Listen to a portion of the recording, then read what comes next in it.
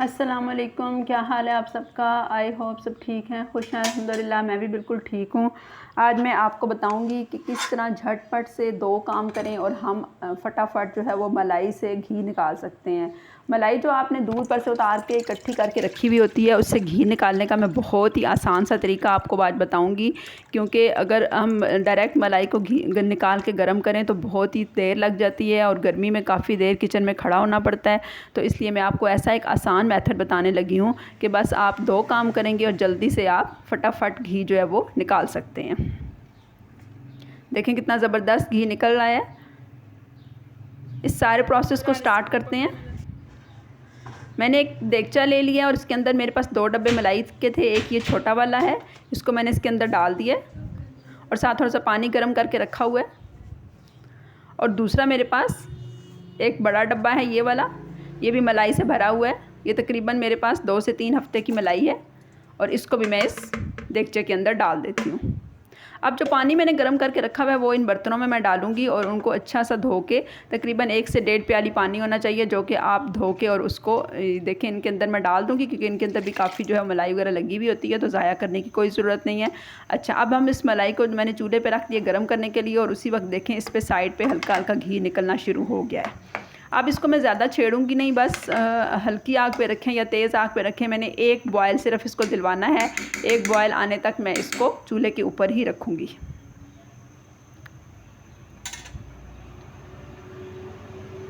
تھوڑی دیر یہ پڑی رہی ہے تو اس میں اچھا سا بوائل آ گیا، یہ دیکھیں ملائی میں بوائل آنا شروع ہوا ہے۔ بس اب چاہے تو آپ اسی وقت بھی اس کو اتار سکتے ہیں اور چاہیں تو تھوڑی دیر ذرا یہ پکتی رہے اور پھر آپ اس کو اتار کے نیچے رکھ دیں۔ میں نے اس کو اتار کے نیچے رکھ دیا تھا، یہ ٹھنڈی ہو گئی ہے، تو پھر جب یہ ٹھنڈی ہو جائے گی تو میں اس کو فریج میں رکھ دوں گی۔ ٹھنڈی ہوگی تو گھی سارا اوپر آ جائے گا اچھا سا۔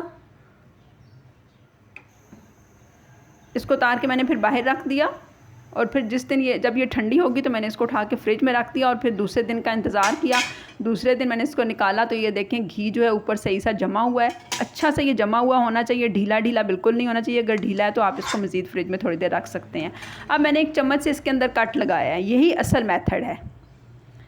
جب میں نے اس کے اندر چمچ سے کٹ لگایا تو آپ نے دیکھا جو پانی وغیرہ اور ہم دودھ اس کے اندر تو ملائی کے اندر ہوتا ہے، تو اس وجہ سے وہ پھر یہی اصل میں بہت ٹائم لگاتا ہے، اس کو پکتا رہتا ہے۔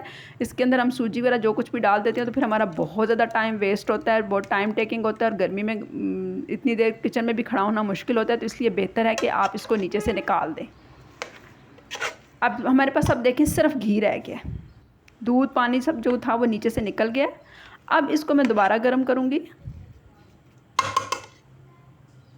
جب یہ اچھا سا میلٹ ہو جائے گا، اور یہ جو میں نے دودھ نکال کے رکھا ہوا ہے اسی سے میں نے عید والے دن کھیر بنائی تھی، یہ میں نے پروسیس سارا عید سے 1-2 دن پہلے کر لیا تھا اور یہ دودھ میں نے نکال کے رکھ دیا تھا اور اسی سے پھر میں نے کھیر بنا لی تھی، اس میں تھوڑا سا اور دودھ شامل کر دیا تھا، اس سے بہت اچھی ہماری کھیر بن گئی۔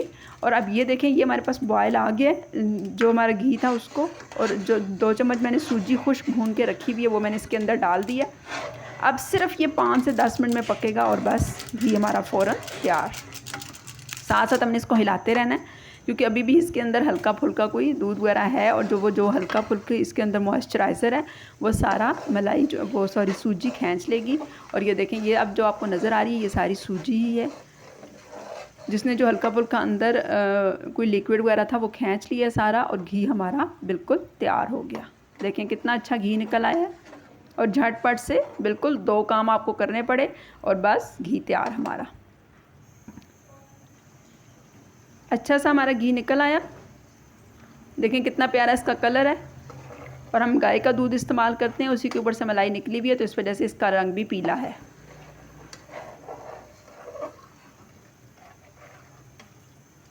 بس کو میں نے ذرا تھوڑا اچھا سا پکا لیا تاکہ اس میں کچا پن نہ رہے، کیونکہ گھی اگر پھر کچا کچا اتار لیا جائے تو پھر خراب ہونے کا بھی خطرہ ہوتا ہے۔ تو بس اب میں اس کو اتار لوں گی، اتار کے ٹھنڈا کروں گی اور میں کسی برتن میں اس کو چھان لوں گی۔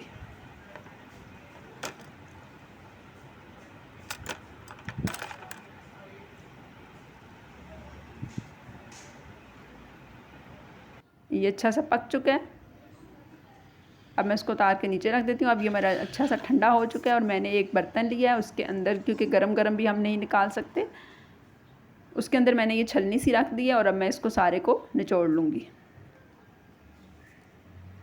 تو دیکھا کیسا جھٹپٹ سا گھی ہمارا فٹافٹ سا نکل آیا، اور تھوڑی سی ہمیں محنت کرنی پڑی اور زیادہ دیر کچن میں بھی نہیں کھڑا ہونا پڑا۔ اس سے پہلے بھی میں نے ایک گھی بنانے کا طریقہ بتایا ہوا ہے، لیکن وہ میں نے مکھن سے بنانا بتایا ہے، اس کا بھی سیم یہی پروسیس ہے۔ آپ مکھن کو بھی اسی طرح گرم کر کے اس کے نیچے سے لسی اور پانی وغیرہ نکال سکتے ہیں، اور اس کے بعد بس گھی فٹافٹ نکل آتا ہے۔ اب چھلنی رکھنے کا یہ فائدہ ہوا ہے کہ اگر اس میں سے یہ جو ذرات نیچے گر رہے ہیں وہ چھلنی میں رک جائیں گے، اور جو پراپر صاف ستھرا گھی ہے وہ نیچے برتن میں آ جائے گا، اور اس طرح ہمارا اچھا سا گھی تیار ہو گیا ہے۔ تو میری ایسی آسان ریسیپیز کو ٹرائی کرنے کے لیے پلیز آپ میرے چینل کو سبسکرائب کریں، تاکہ آنے والی ویڈیوز کے نوٹیفیکیشن آپ کو مل سکیں۔ بیل نوٹیفیکیشن بھی آپ نے ضرور آن کرنا ہے۔ اور یہ جو آخر میں چھاچ بچی ہے، اس کا میں نے بنایا ہے بہت زبردست سا حلوہ، جس کو آپ دیکھ سکتے ہیں کتنا زبردست اور کتنا مزیدار بنا ہے۔ یہ ٹوٹل دیسی گھی کا حلوہ ہے، اس میں نے تھوڑی سی سوجی اور بھون کے ڈالی ہے، اور اس کو مزیدار سا حلوہ تیار کر دیا۔ اس کی پراپر ریسیپی جو ہے وہ میں کل کی ویڈیو میں ڈال دوں گی انشاءاللہ، اور اس کا لنک جو ہے وہ آپ کو ڈسکرپشن میں مل جائے گا۔ اللہ حافظ۔